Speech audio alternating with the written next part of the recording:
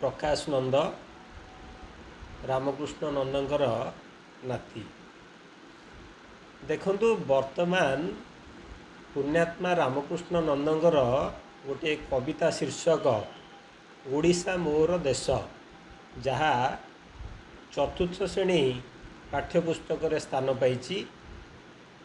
एवं जो प्रकार सरकार विभिन्न पुस्तक मानकरे प्रकाशन रे त्रुटि रही गोटे समालोचना चली तारि भितरे रामकृष्ण नंदंकर यही ओडिशा मोर देशटी सामाजिक गणमाध्यम किछि व्यक्ति विशेष एवं संस्था ताकु मध्य समालोचना करुचंती। समालोचना करिबा भल, किंतु भूल न थाई समालोचना करिबा एवं जो भली ढंगरे समालोचना करा जाउछि, जो कदर्य भाषा व्यवहार करा जाउछि, जो कंपैरिजन करा जाउछि रामकृष्ण नंद को नेगी को मानक संगरे, ताहा निश्चिंत रूप से एक निंदनीय एवं आम मानक पई एक आघात मध्य। खाली आम मानक पई नुहे, ओडिशार प्रतिटी ओडिया प्राण को यह निश्चिंत भाव में मर्माहत करुथिबो एवं करुछि मध्य, जहा को नहीं शह शह संख्यार फोन कॉल्स मेसेज आम पाखक आसूची एवं से वीडियो को मध्य आम संगे से शेयर करुचंदी, से मानकर क्षोभ प्रकाश करुचंदी जे ओडिशा मोर देश केबेठारु हैला। ताहले भारत कौन, भारतर प्रधानमंत्री जदि नरेंद्र मोदी, ताहले ओडिशा देशर प्रधानमंत्री किए, मुख्यमंत्री नाम को निया जाउची, विभिन्न प्रकार कटु समालोचना करा जाउची।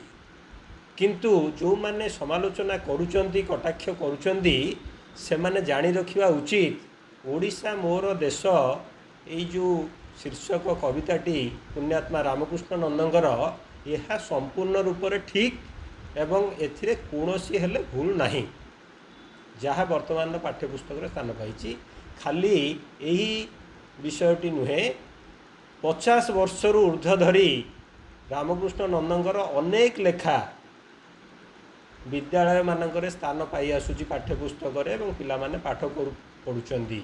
लोह दानवर रक्त भोजी ठारू आरंभ करी विपन्नर उद्धार आम बापा जेजे बापा माने मध्य पाठ पढ़ुचंदी। तेणु ओडिशा को देश कहिले कौन असुविधा होउची सेमानंकर, जे देशर अर्थ शब्द से कवितार कौन प्रश्न कौन रही, देशर अर्थ भूखंड, देशर अर्थ जन्मभूमि, देशर अर्थ वासस्थान। जमती इंग्राजी रे गोटे शब्दर विभिन्न अर्थ थाए, सेल कहले बैटरी को बुझेब, सेल कहले जेल को बुझेब, विभिन्न शब्दर एकक शब्दर विभिन्न अर्थ थाए। से भली किछि लोक कहउचंदी जे से जेतबेले ए कविताटा को लेखिले सेतबेले ओडिशा राज्य होई नथिला। ठीक अछि, एबे मध्य ओडिशा को देश कहिले बा से कविता को पाठ पढ़िले बा से कविता गान कले से कौनसी त्रुटि नहीं। जेतबेले शिक्षक पाठ पढ़ेबे स्कूल रे, सेतबेले शिक्षकंकर काम हला जे काहींकी कवि ओडिशा को देश बोली कहिचंती। खाली सी रामकृष्ण नंद नुहे, आपण जदि तर्जमा करिवे जोटा आमर वंदे उत्कल जननी सेथिरे मध्य लेखा जाइछि, देश शब्द व्यवहार करा जाइछि। मु आपण को कहिबी, जदि आपण सेई वंदे उत्कल जननीर कथा जहाकू महान कवि आमर लिखिचंदी, सेथिरे गोटे पंक्ति रही, सुंदर मंदिर मंडित देशा, चारु कलावली शोभित बेशा, पुण्य तीर्थतय पुण्य पूर्ण प्रदेशा, जननी जननी जननी। ये जो सुंदर मंदिर मंडित बेशा देशा, तेणु देशर अर्थ विभिन्न समय व्यवहार करती कवि माने। कवि माने किभली कविता लिखिबे, किभली शब्द संयोजना करिवे।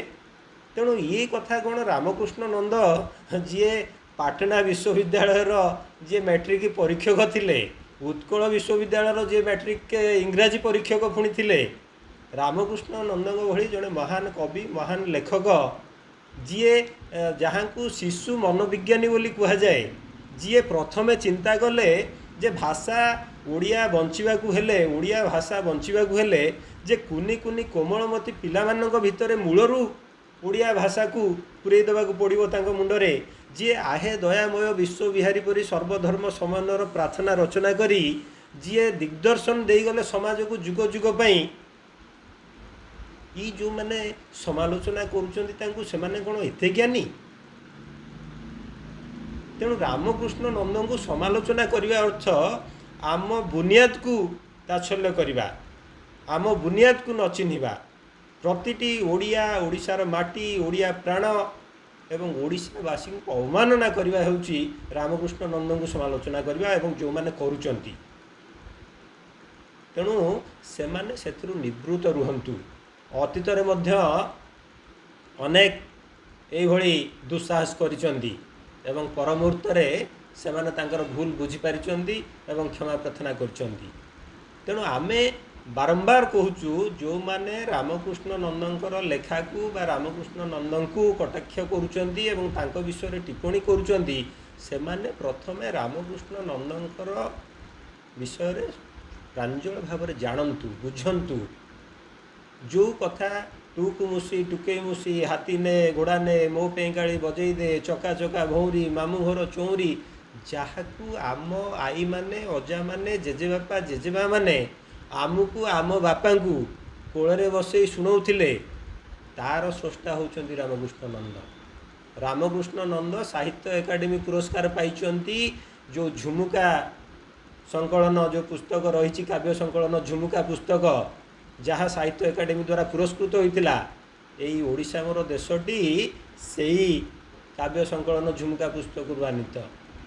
ତେଣୁ ସମ୍ପୂର୍ଣ୍ଣ ରୂପେ ଜାଣିବା ଦରକାର। ଆପଣ ଜାଣିନଥିବେ, ଅନେକ NCERTର ସମୀକ୍ଷକ ଥିଲେ ରାମକୃଷ୍ଣ ନନ୍ଦ, ଦିଲ୍ଲୀର ବୁକ୍ ଟ୍ରଷ୍ଟ ଅଫ୍ ଇଣ୍ଡିଆର ଥିଲେ, ସଭ୍ୟ ଥିଲେ ରାମକୃଷ୍ଣ ନନ୍ଦ। ଖାଲି ଓଡ଼ିଶା ଓଡ଼ିଆରେ ନୁହେଁ, ଜାତୀୟ ସ୍ତରରେ ମଧ୍ୟ ରାମକୃଷ୍ଣ ନନ୍ଦ ତାଙ୍କର ପରାକାଷ୍ଠା ଦେଖାଇଥିଲେ। ସେ ଇଂରାଜୀ ସ୍ନାତକୋତ୍ତର ଥିଲେ ମଧ୍ୟ ଓଡ଼ିଆ ଭାଷା ସାହିତ୍ୟ ପାଇଁ ସେ ତାଙ୍କ ଜୀବନକୁ ଜଳାଞ୍ଜଳି ଦେଇଛନ୍ତି, ସରକାରୀ ଶିକ୍ଷକତାକୁ ଛାଡ଼ି ଦେଇଛନ୍ତି। ସଂସାର ପତ୍ରିକା ଆଜି ବି ମଧ୍ୟ ଯଦି ଓଡ଼ିଶାର ଗୋଟିଏ ବିଜ୍ଞାନ ଭିତ୍ତିକ ସାହିତ୍ୟ ପତ୍ରିକା ଥାଏ, ସେ ହେଉଛି ସଂସାର ପତ୍ରିକା, ଯାହା ଆଜି ମଧ୍ୟ ପ୍ରକାଶ ପାଉଛି। ତେଣୁ ରାମକୃଷ୍ଣ ନନ୍ଦଙ୍କୁ ଜାଣିବା, ରାମକୃଷ୍ଣ ନନ୍ଦଙ୍କୁ ବୁଝିବା, ତାଙ୍କର ଲେଖା ବୁଝିବା, ଏଇସବୁ ଯେଉଁମାନେ କରୁଛନ୍ତି, ଟ୍ରୋଲ୍ କରୁଛନ୍ତି, ସେମାନେ ଆଟଲିଷ୍ଟ ଜାଣିବା ଦରକାର।